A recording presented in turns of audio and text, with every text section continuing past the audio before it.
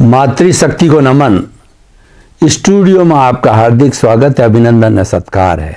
सनातन सत्य ये एक ऐसा कार्यक्रम है जो आपकी रॉन्ग बिलीफ को समाप्त करके आपको राइट बिलीफ देता है। राइट बिलीफ का अर्थ होता है पॉजिटिव थिंकिंग, सकारात्मक सोच, विधायक भाव, सम्यक दर्शन।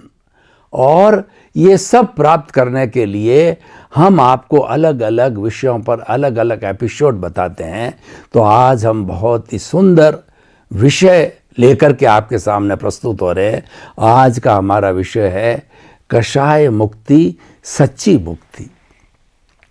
हम आपको मुक्ति की बात बताने जा रहे हैं। और मुक्त होना यानी स्वतंत्र होना हर व्यक्ति को, हर पशु को, हर प्राणी को प्रिय होता है। कोई भी बंधन में नहीं रहना चाहता। बंधन का अर्थ ये नहीं कि व्यक्ति स्वच्छंद रहे। स्वच्छंद साथ से अर्थ स्वतंत्रता और स्वच्छंदता दोनों अलग अलग है। स्वतंत्रता का अर्थ होता है कि व्यक्ति समाज के दायरे में रहकर एथिक्स का पालन कर, नियमों का पालन कर अपना स्वतंत्र चिंतन रखे, अपनी स्वतंत्र विचारधारा रखे और अपना स्वतंत्र कार्य करने की पद्धति रखे। उसको हम स्वतंत्रता कहते हैं, उसको हम मुक्ति कहते हैं। तो देखिए कि हम अगर व्यवहार दृष्टि से देखें तो मुक्त होने का अर्थ होता है कि टेंशन स्ट्रेस फ्री। जो व्यक्ति मेंटल पीस में रहता है वो अपने आप को मुक्त समझता है और वह बंधन से परे समझता है। और जो व्यक्ति कष्ट में है, चिंता में है, उद्वेग के अंदर है और कहना चाहिए कि वो डिसअपॉइंटमेंट हुआ है, तो वह अपने आप को एक बंधन के अंदर महसूस करता है। तो कहने का अर्थ ये है कि मुक्ति सबको प्रिय है। बंधन में कोई नहीं रहना चाहता है। अब प्रश्न ये है कि हमको बंधन में कौन डालता है। अगर हम व्यवहार जगत की बात करें तो बंधन में डालने वाला हमारा स्वयं का व्यवहार है। यानी अगर हम किसी से गलत सलूक करते हैं तो वह हमारे लिए कष्ट का कारण बनता है। किसी को गाली देना, किसी के प्रति दुर्व्यवहार करना, किसी का तिरस्कार करना, किसी को मारना, किसी को पीटना, तो इसका रिजल्ट क्या आएगा? इसका रिजल्ट है कि व्यक्ति दुख में आ जाएगा और दुख सबसे बड़ा बंधन है। तो जो है मुक्ति का अर्थ क्या हुआ? टेंशन फ्री रहना। यानी जो व्यवहार हमको पसंद नहीं है वह और के साथ आप व्यवहार मत करो, तो आप टेंशन फ्री रहोगे। और वास्तव में रिएक्शन कब आता है? ये क्रिया की प्रतिक्रिया कब होती है? कि जब हम किसी के दोष देखते हैं, जब हम किसी को बुरा कहते हैं, हम किसी का तिरस्कार करते हैं, तब to the every action there is a opposite and equal reaction.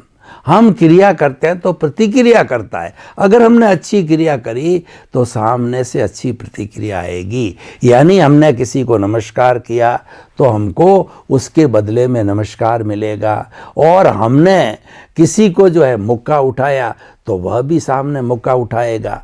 यानी क्रिया की प्रतिक्रिया होती है। तो हमें क्रिया अच्छी करनी चाहिए। अच्छी क्रिया करने का मतलब है कि आप मुक्ति की ओर जा रहे हो। तो हमारा जितना व्यवहार जगत है, सुबह से शाम तक और जन्म से मृत्यु तक, हम अपने व्यवहार को कंट्रोल में रखें, अपना व्यवहार सबके प्रति अच्छा करें। घर के अंदर, समाज के अंदर, हमारे वर्किंग फील्ड के अंदर कोई भी हमारे संपर्क में आवे तो हम उसके साथ में अच्छा ट्रीटमेंट करें। हो सकता है कि सामने वाला हमारे साथ में गलत ट्रीटमेंट करे, यानी हमारे को वो गाली दे, बिना मतलब गाली दे, बिना मतलब हमारे दोष लगाए, बिना मतलब हमारी इंसल्ट करे। तो ऐसी स्थिति में भी हमें अपना संयम बरतना है। हमें जो है नियंत्रण में रहना है, क्योंकि हम दुख पैदा नहीं करना चाह रहे हैं। वो तो दुख पैदा कर रहा है। क्योंकि जो व्यक्ति स्वयं टेंशन में आता है तो वो अपने लिए दुख पैदा कर रहा है। और एक ये प्रकृति का लॉ ऑफ द नेचर है कि स्वयं टेंशन में आए बिना दूसरे को हम टेंशन दे नहीं सकते। स्वयं दुखी हुए बिना हम दूसरे को दुखी कर नहीं सकते, स्वयं सुखी हुए बिना हम दूसरे को सुखी कर सकते हैं। This is the law of the nature, these are the fundamental, और ये सनातन सत्य है। और ये कुदरती रचना और कुदरत का कानून है कि हर एक्शन का रिएक्शन होता है, हर कारण से कार्य बनता है, हर कार्य के पीछे कोई न कोई कारण होता है। तो अब आप देखिए कि हमने ऐसी परिस्थिति में भी संयम बरता, समभाव बरता, तो क्या होगा कि उसने हमारी इंसल्ट की या उसने जो है हमारे को गाली दी तो हमने एक्सेप्ट नहीं की, तो उसकी गाली वापस चली जाएगी, हम साइलेंट रहे। तो ये जो समभाव रखना एक तपस्या है, समभाव रखना एक साधना है, और यही साधना हमको जीवन भर सीखनी है। और जो व्यक्ति ये साधना सीख लेता है वो बंधन से मुक्त हो जाता है। तो ये तो हमारी सारी व्यवहार जगत की बात हुई है। अब हमारा जो निश्चय का जगत है, क्योंकि देखिए ये लॉ ऑफ द नेचर ये है कि व्यवहार का जगत तो भुगतान है, ये डेबिट और क्रेडिट है, ये लेना और देना है, ये चुकाना है। और हमने क्योंकि कर्जा लिया, ये कर्जा चुकाना है। तो ये सारा एक द्रव्य, ये सारा जो क्षेत्र है वह क्षेत्र जो है जड़ का क्षेत्र है, और ये लेने देने तक जो है सीमित है, और ये हर हमारे जीवन के साथ बदलता है। आज हम मनुष्य गति में, कल हो सकता है दूसरी गति में चले जाएं, तो उसके अनुरूप जो ये लेना देना चलता रहता है, ये डिफरेंट चीज़ है। अब हम जो सच्ची मुक्ति की बात करते हैं, जो कि आज का हमारा विषय है कि कषाय मुक्ति, सच्ची मुक्ति। अब देखिए हम भीतर की बात करें, निश्चय जगत की बात करें, निश्चय जगत सूक्ष्म होता है और निश्चय जगत हमारे साथ रहता है। निश्चय जगत परमानेंट है, भूतकाल में था, वर्तमान में है, और आने वाले भविष्य काल के अंदर निश्चय जगत रहेगा। व्यवहार जगत टेम्परेरी है और इस शरीर से जुड़ा हुआ है। व्यवहार जगत मतलब इस शरीर से जुड़ा हुआ, और ये शरीर गया तो व्यवहार गया। जो हमारे जितने भी संबंध है कि पिता का, पुत्र का, बेटे का, धन का, दौलत का, लेने का, करने का, वो सारा शरीर जाते ही वो समाप्त हो जाता है। लेकिन शरीर जाने के बाद में आत्मा नहीं जाती है, आत्मा कहीं नहीं जाती है। आत्मा तो अजर है, अमर है, अजन्मा है, अविनाशी है, सच्चिदानंद है, सत्य चित्त आनंद वाला है। सत का मतलब विनाशी और चित्त का मतलब ज्ञान दर्शन वाला, और जिसका लक्षण, जिसका गुण है, जो आनंद है, वो आनंद से भरा हुआ है, वो अनंत सुख का धाम है। जिसको पाने की हम कोशिश कर रहे हैं, उसको पाना ही हमारा लक्ष्य है कि हमें अपनी आत्मा मिल जावे तो हम अनंत सुख को प्राप्त कर लें, ताकि कि ये रोज सुख आना, रोज दुख आना, ये मिट जावे और हम तो शाश्वत सुख के अंदर आराम से रहें। अब देखिए कि भीतरी जगत, निश्चय जगत, उसको बांधे किसने रखा है? प्रश्न ये है, हम कह रहे हैं कि मुक्त हो जाओ, तो मुक्त तो वो तो जो मुक्त होने वाला है वो तो मुक्त फॉर्म में ही है, उसको तो बांधे रखा है, उसके बंधन को हटा दीजिए, वो तो मुक्त फॉर्म में है। अपना अनंत ज्ञान, अनंत दर्शन, अनंत शक्ति और अनंत सुख का धाम है उनका, उस धाम में चला जाएगा। हमारा प्रभु तो वहाँ जाके विराजमान हो जाएगा और वो आनंद की स्थिति में चला जाएगा। तो उसको बांधे किसने रखा है? ये हमारे को जो रियलिटी का पता करना है। ये सनातन सत्य है, ये कुदरत का कानून है, ये कुदरत की रचना से संचालित होता है। कुदरत इसको संचालित करता है क्योंकि इसको बांधे रखने वाली कुदरत है। कुदरत के अधीन, कुदरत के ताबे वह है, और वह है हमारा कषाय।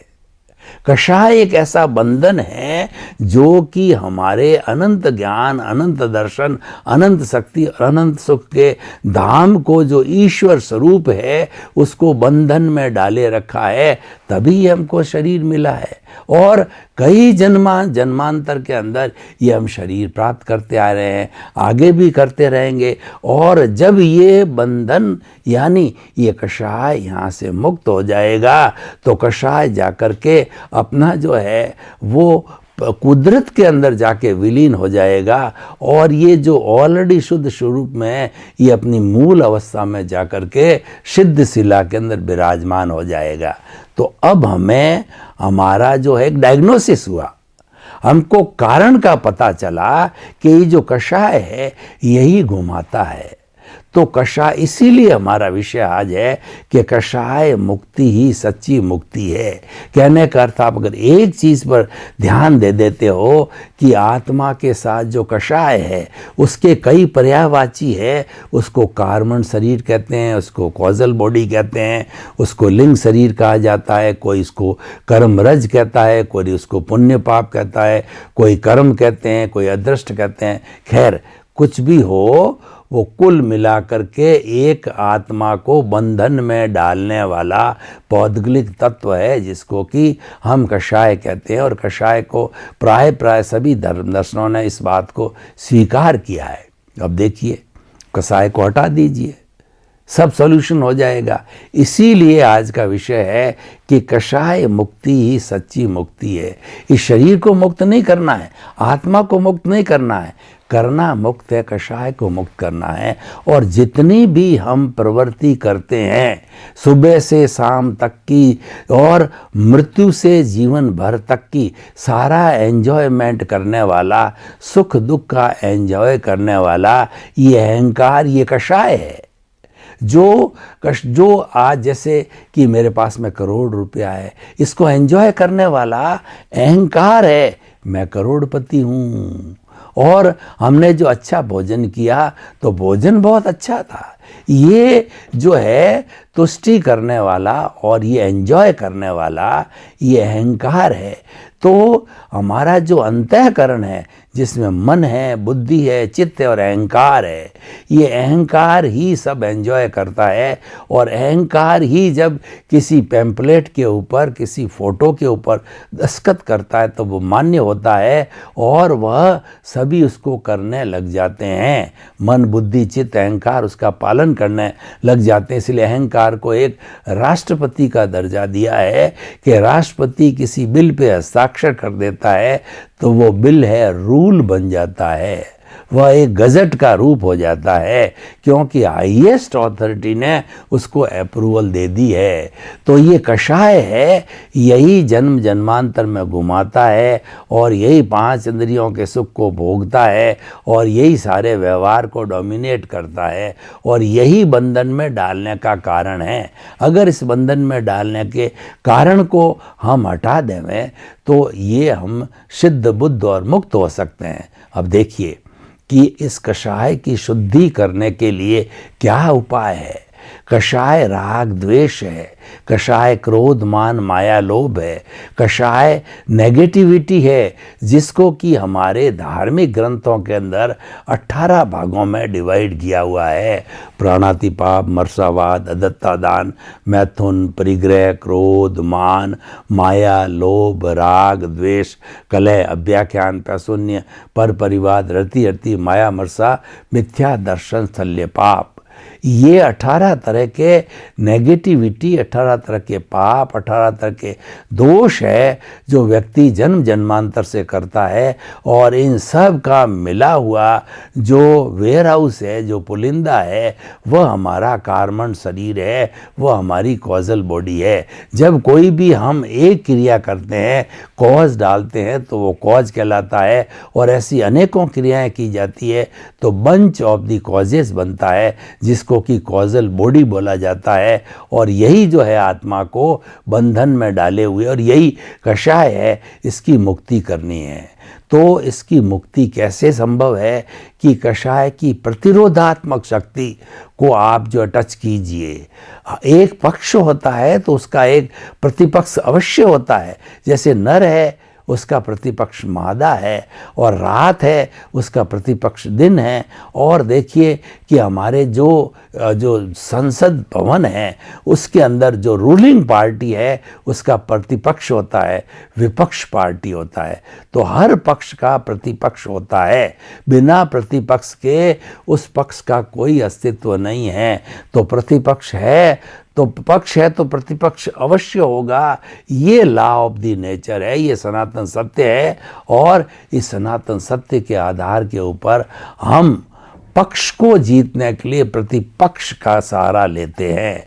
तो हमारी जो कॉजल बॉडी, हमारा कषाय है, इसको जीतने के लिए हम जो है वह प्रतिरोधात्मक शक्ति, समभाव, उस समभाव का जो है हम उपयोग करते हैं। और समभाव में रहना अपनी सबसे बड़ी साधना कहलाती है।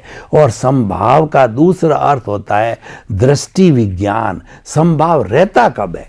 देखिए, हम समभाव की जिस बात करते हैं वह समभाव कब रहता है और समभाव क्या है? समभाव का मतलब होता है राग द्वेष को एक सा समझना, राग द्वेष की स्थिति के अंदर एक सा रहना। हमारी ये जो दो आंखें हैं, दो आंखों पे अलग अलग चश्मे चढ़े हुए हैं। एक पीला चश्मा है और एक काला चश्मा है। तो पीला चश्मा वाले को देखने से पीला ही दिखाई देगा और काले चश्मे के थ्रू देखेंगे तो काला दिखाई देगा। यानी एक राग की आंख है और एक द्वेष की आंख है, एक प्रियता की आंख है और एक अप्रियता की आंखें हैं। तो दोनों आंखों को हम अलग करके तीसरा नेत्र खोलें, वह समभाव का नेत्र है, वो समता का नेत्र है। और वह नेत्र जो है वह हमारे जो है वो आत्मा के ऊर्ध्वारोहण का नेत्र है। तो समभाव का अर्थ होता है दोनों स्थिति के अंदर हम सम रहें। और ऐसे समभाव में रहने वाले जो व्यक्ति है उनको कहा जाता है कि वो प्रज्ञा चक्षु है।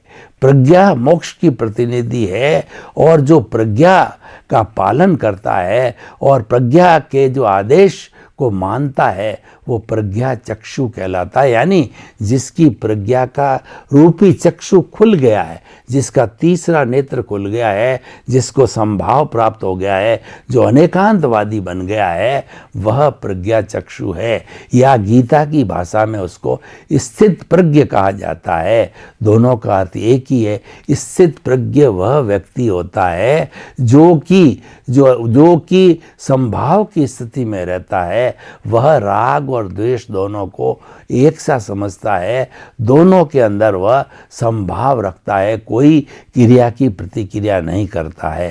तो उस कषाय को जीतने के लिए हमें समभाव की आवश्यकता होती है। इसलिए समभाव को एक साधना कहा गया है। और उसके साथ में देखिए, जो कलुषित भावना पैदा होती है वह हमारे भीतर जो कर्म आ रहे हैं, जो कर्मों के आने का द्वार है, जिसको कि हम आश्रव कहते हैं, उस कर्मों के आने के कारण जो है ये कार्बन शरीर का वॉल्यूम और घनत्व बढ़ता है। अगर उस कर्मों के आने के द्वार को हम बंद कर देते हैं तो नए कर्मों का अर्जन नहीं होगा और पुराने जो कर्म पड़े हुए हैं, जो कि जन्म जन्मांतर के बर्फ की सीला की तरह वो पिघलते रहते हैं, यानी वो धीरे धीरे ऑटोमेटिकली डिस्चार्ज होता रहता है, वो जो है पिघलता रहता है और कार्बन शरीर का घनत्व वॉल्यूम जो है कम हो जाता है। कार्बन शरीर यानी कषाय शुद्धि चालू हो जाती है। तो देखिए, हमारे पास में दो साधन आ गए, एक तो संभाव और एक जो आश्रव आ रहा है कर्मों का द्वार है, उसको हम रोक लेते हैं, उसको संवर कहा जाता है। संवर का अर्थ होता है त्याग करना, पचकान करना, और एक संवर का अर्थ होता है प्राणी मात्र को दुख न देना सबसे बड़ा संवर है। वह एक मानव धर्म है कि आप किसी भी प्राणी को किंचित मात्र भी दुख न दो, वो सबसे बड़ा हमारा संवर है। तो संवर और संभाव ये दोनों जो है कषाय मुक्ति के कारण हैं, वो उसका निवारण है। ये दोनों की साधना हम करें तो निश्चित तौर से जो है हम कषाय की मुक्ति धीरे धीरे करते रहेंगे। अब देखिए कि हमारे पास साधन आ गए, एक संवर का साधन भगवान ने दो तरह के धर्म बताए हैं। धर्म के लिए कहा गया है आत्मशुद्धि साधनम धर्म। जिस बंधन मुक्ति की हम बात कहते हैं, उस बंधन मुक्ति के लिए इसका जो साधन है वो धर्म है। तो धर्म जो है वह हमारे कषाय मुक्ति से जुड़ा हुआ है और वह संभाव और संवर से जुड़ा हुआ है। तो ये स्थितियाँ सब जो है पैदा किससे होती है?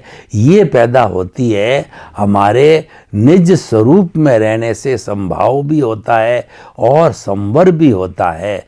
तो वह निज स्वरूप के अंदर अवस्थित होने का अर्थ क्या हुआ कि जो हम राग और द्वेष करते हैं किसी भी कारण की वजह से, तो वो राग और द्वेष के अंदर जो है हम सम रहते हैं। इसका अर्थ होता है कि हम दृष्टि विज्ञान का पालन कर रहे हैं और हम जो है अपने ज्ञाता दृष्टा स्वरूप में रह रहे हैं।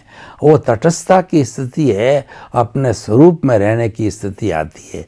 मान लीजिए, देखिए कि हमारा जो उदय और प्रारब्ध चल रहा है, तो उदय प्रारब्ध के अधीन जो है कोई हमको कष्ट देने के लिए निमित्त रूप में नेचर ने आकर के उसको खड़ा कर दिया और वह हमको मारने लग गया और पीटने लग गया। तो जो लोग कषाय मुक्ति करना चाहते हैं और जो कषाय मुक्ति कैसे हो सकती है वो इसको जानना चाहते हैं, तो उनके लिए ये बात है कि वह व्यक्ति तो मात्र निमित्त है, मैं भी निमित्त हूँ, वो भी निमित्त है, और उसको भेजने वाली है वो कुदरत है।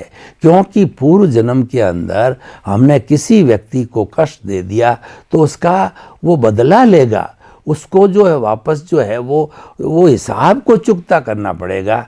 तो उसको हिसाब को चुकता करने के लिए हम तो पिछले जन्म में कोई दूसरा व्यक्ति था तो वह तो वैसे भाव और प्रतिष्ठा करके चला गया। अब जो भुगतने वाला है वह यह शरीर है, लेकिन नेचर को सब पता है कि वह पिछले इसी जीव ने जो है किसी को कष्ट दिया था, वह उसको निमित्त रूप में लाके खड़ा कर देती है और वो निमित्त हमारे साथ में वैसा बदला ले लेता है। तो हम तो उसको जो है वो द्वेष की भावना से देखते हैं, लेकिन जो संभाव में रहने वाला व्यक्ति है, जो साधक है, जो बंधन मुक्त होना चाहता है, वह चिंतन करेगा ये तो निमित्त है, इसका कोई दोष नहीं, ये तो मेरा हितैषी है और इसको प्रकृति ने भेजा है, ये मेरे को शुद्ध करने के लिए आया है, मुझे एनओसी देने के लिए आया है। और ऐसे समस्त लोग जिनके साथ के अंदर मेरा अच्छा या बुरा व्यवहार हुआ है, वो सभी लोग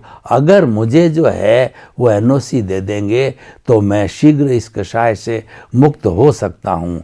तो आप देखिए कि अब इस तरीके से हमारे को कषाय मुक्ति का जो है एक रास्ता मिल गया, कषाय मुक्ति की जो है हमें एक ट्रैक मिला, कषाय मुक्ति करने का जो है हमें एक जो है साधना मिली। वह है हमारी साधना, संभाव की साधना, ज्ञाता दृष्टा भाव में रहने की साधना, संवर की साधना, यानी किसी को कष्ट न देना।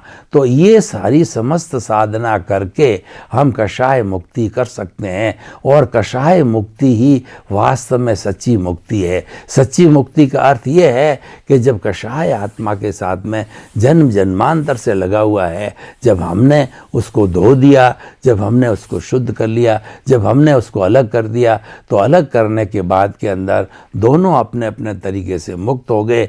कषाय तो पौद्गलिक है, वह इस कॉस्मोस में चला गया और चेतना जो है वह अपने स्वरूप के अंदर आकर के और वह जो है मोक्षगामी बन गई, वह सिद्ध बुद्ध मुक्त बन गई। इसलिए वास्तव में कषाय मुक्ति ही सच्ची मुक्ति है। आप मुक्ति की बात करते हो, सोचने लगते हो, तो आपको जो है आखिर ये सारा चिंतन करने के बाद में ये समझ में आ जाएगा कि मुझे मुक्त होने के लिए कषाय से मुक्ति ली जानी चाहिए। अब देखिए, अब इस जो है मैं एपिसोड को ओपन टू द ऑडियंस करता हूँ, यानी सबके विचार विमर्श के लिए, और इसकी रिलीवेंस, इसकी सामाजिक उपयोगिता और ये किस तरीके से जो है आज का विषय सबके लिए गुणकारी होगा, अच्छा होगा, तो हम इसकी एनालिसिस करें तो हमको मालूम पड़ेगा कि हम कषाय मुक्ति से एक जगह पर केंद्रित हो रहे हैं। तो इसीलिए कषाय मुक्ति ही सच्ची मुक्ति है। सर्वे भवन्तु सुखिनः, सर्वे सन्तु निरामया। लोक के सब जीवों को सुख मिले, शांति मिले, आनंद मिले। आप सबके प्रति मंगल भावना, शुभ